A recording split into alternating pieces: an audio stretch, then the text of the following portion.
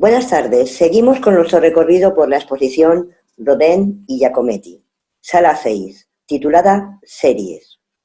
Es muy interesante este concepto porque habla del proceso de repetición de un mismo motivo como una práctica habitual de los artistas, en este particular de los escultores. Es decir, trabajar un mismo modelo le permitía penetrar más en él a todos los niveles, tanto el técnico como el psicológico, incluso, ¿por qué no?, transformar la obra y nunca darla por terminada. En todo este proceso incluso se transformaba el significado de la propia obra final. Me explico. A veces un artista suele comenzar trabajando desde un motivo muy personal, anecdótico, un hecho cotidiano, algo de su entorno, y de pronto, con el devenir del proceso creativo, se vuelve un elemento o una expresión universal. ¿Cuántas veces nos hemos visto reflejados en obras que han sido realizadas hace siglos? Como si no hubiera transcurrido el tiempo, como si se hubiera cortado todo. Muchas veces vemos obras que, por ejemplo, sin ir más lejos, en la sala quinta o en la sala cuarta, vimos todo ese trabajo de Giacometti sobre la existencia trágica del ser humano, y nos sentíamos muchas veces reflejados en ese hombre tambaleante, en ese ser dañado, lacerado, golpeado, porque en el fondo no deja de tratar, ya digo, aspectos universales. Pues bien, uno de los aspectos de la escultura que más interesan a Rodin y a Giacometti es el no dar por terminado nunca un trabajo. Decía Rodin, una escultura no es un objeto, es una pregunta, una cuestión, una respuesta. No puede ser acabada ni perfecta. Precisamente la imagen que les pongo a continuación es el de Miguel Ángel, la Pietà Rondanini, su última obra, pero podía haber sido la primera, porque para Miguel Ángel siempre fue un volver a empezar. Podía haber hecho 1000 piedades sin repetirse, siempre distintas, siempre queriendo ir cada vez más lejos. Y Rodin, que era uno de sus grandes admiradores, pensaba exactamente igual. Así que para retratos por los que, por ejemplo, realizó a lo largo de su carrera, como los dedicados a Balzac, a Víctor Hugo, a su discípula y amante Camille Claudel, o a la actriz japonesa Hanako, a la que conoció en 1906, va a multiplicar dibujos, estudios, bocetos, por ejemplo, de la actriz.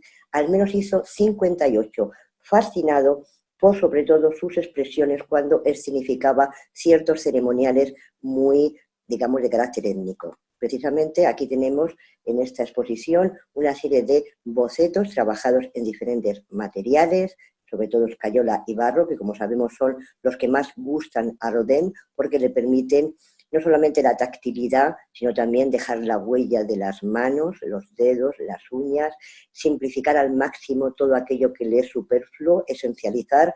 En este caso vemos que está realizando ejercicios de carácter facial, vemos el rostro un tanto airado, la mirada torva, el ceño fruncido, por ejemplo en el de escayola, o vemos la expresión más dolorosa, más agónica, como mucho más intensa en el de la máscara de barro.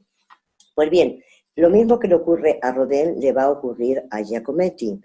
Va a realizar a partir del año 35 toda una serie de retratos. Después de haber sido una de las figuras más cotizadas del movimiento surrealista, lo abandona, o mejor dicho, lo expulsan, y comenzó a trabajar toda una serie de retratos, sobre todo de su entorno más cercano. Su hermano Diego, la modelo Rita Guifer, que la veremos en esta sala precisamente, van a posar diariamente en su estudio, y una y otra vez quiere captar lo verdadero, y vuelve a rehacer, y vuelve a borrar insatisfecho, y vuelve a empezar porque quiere encontrar esa realidad. Bueno, seguimos un poco con nuestro autor Rodin, y sobre todo con esta vitrina dedicada, ya digo, a la bailarina Hanako, una actriz japonesa que va sobre todo a centrarse en su rostro, va a realizar una simplificación al máximo de todo lo que es, digamos, el adorno, el tocado, la complejidad incluso de los trajes japoneses, y nos la va a mostrar en diferentes gestos, con la boca entreabierta, el ceño, ya digo, fruncido. También incluso a Rodin le llamaba poderosamente la atención el control que tenía de su propia gestualidad. A veces era capaz de estar horas totalmente imperturbable, impasible, increíble.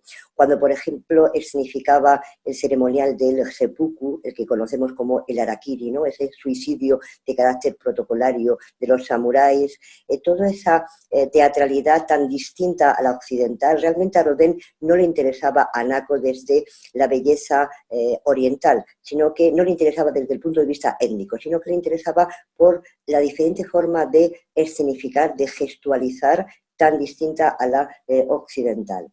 Y además la danza japonesa obligaba a la bailarina a un control de fuerzas, de equilibrio, de mímica facial, nada habitual en la danza o el ballet occidental. Bueno, pues en esta serie de máscaras que realizó de Hanako tenemos una en particular que es la última de la derecha, en la que vemos esa tonalidad de la carne tan real, tan creíble, los labios son rosados, el toque negro del cabello, y es que fue bueno, pues una especie de experimento que realizó Rodin junto con un maestro vidriero.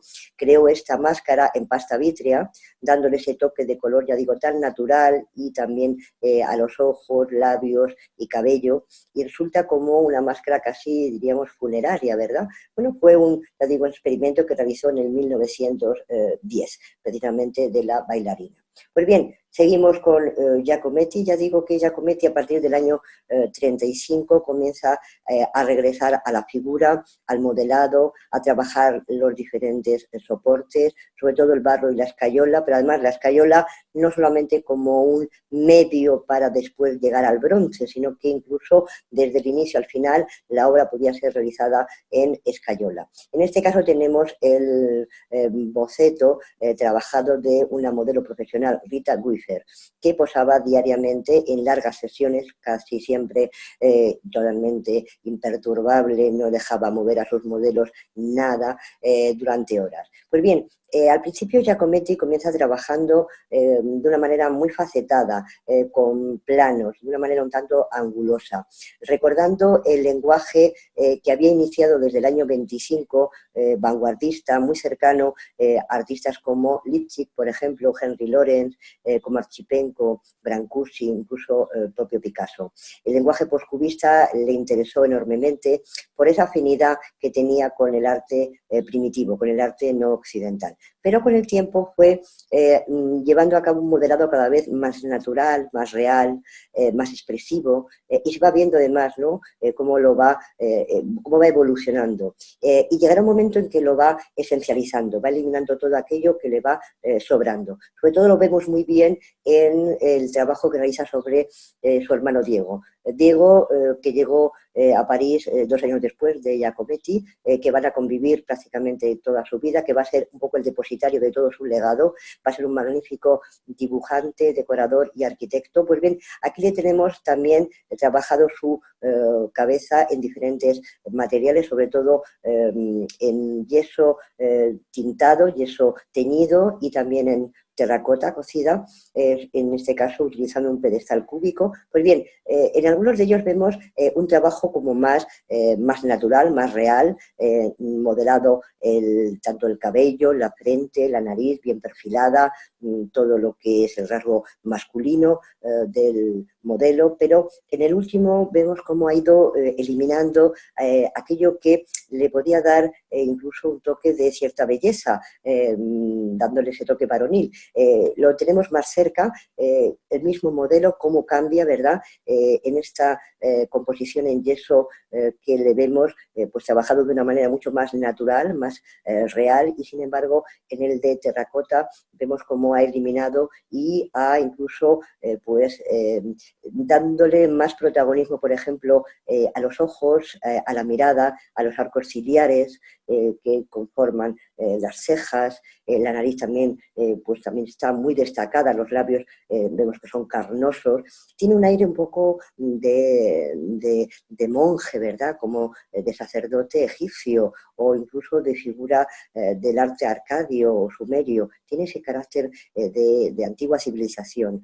Bueno, vemos claramente la influencia, ¿no?, que vimos en la sala 5, ¿no?, del arte, ya digo, no occidental, del arte primitivo. Pues bien, En nuestra siguiente y última parte de la sala centra su atención en otro de las series que Rodin repitió de una manera también obsesiva, en este caso centrándose en su discípula y amante Camille Claudel. Claudel llegó en el año 84 al taller de Rodin, tenía apenas 20 años. Procedía de una familia de clase media acomodada, su hermano Paul Claudel, muy conocido como dentro del medio de la literatura, sobre todo como poeta, dentro de ese grupo del surrealismo. Pues bien, me imagino que no fue fácil para una joven como Camille, con una energía y con una habilidad para el modelado desde la infancia, poder desarrollar esta disciplina que era tan masculina, que era, pues, es un campo claramente privativo del hombre, pero llegó hasta el taller de Rodin cuando este ya era un hombre maduro. En el año 84 Rodin ya era un hombre con una carrera prestigiosa, ya había hecho obras como El hombre de la nariz rota en el año 64, 65, que los puso después en el año 75, había también realizado el monumento a Víctor Hugo, se le había encargado después Las puertas del infierno del Museo de Artes Decorativas de París. En fin, ya era un artista sumamente considerado, y cuando conoció a Camille le fascinó como mujer y le fascinó como artista. Se dice que incluso muchos de los modelos de Camille fueron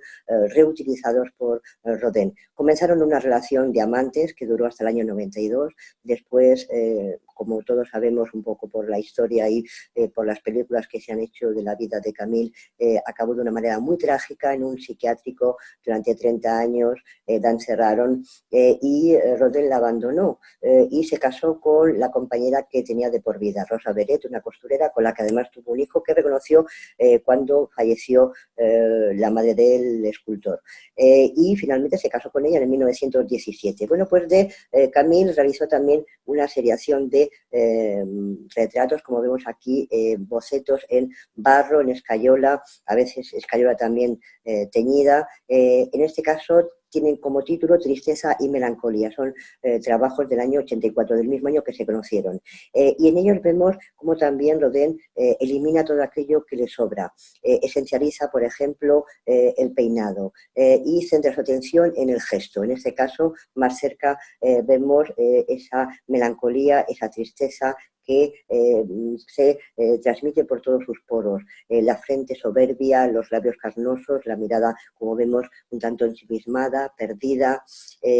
Un trabajo en el que vemos también pues el manejo del palillo, pero sobre todo de los dedos del propio escultor. Va a utilizar el rostro de Camille pues para un sinfín de obras. Tenemos, por ejemplo, en Aurora, en El adiós, en Francia, sin ir más lejos, aquí, por ejemplo, la tenemos como Francia, una alegoría que seguramente fue un encargo por parte del Estado, y vemos el rostro de Camille, en este caso personificando pues un concepto, en este caso de nación. Y vemos que Rodin nunca idealizó a sus modelos, que siempre procuró buscar la verdad en ellos, que le dio suma importancia a la ciencia del modelado, a ese trabajo de la mano sobre el barro que después lo transmite al bronce. Pues bien, en esta serie, en esta sala de series, lo que hemos visto sobre todo es la importancia de esa práctica habitual de tanto Rodin como de Giacometti para trabajar un mismo motivo y ahondar en él para pues conseguir sacarle el máximo partido. Gracias por vuestra atención.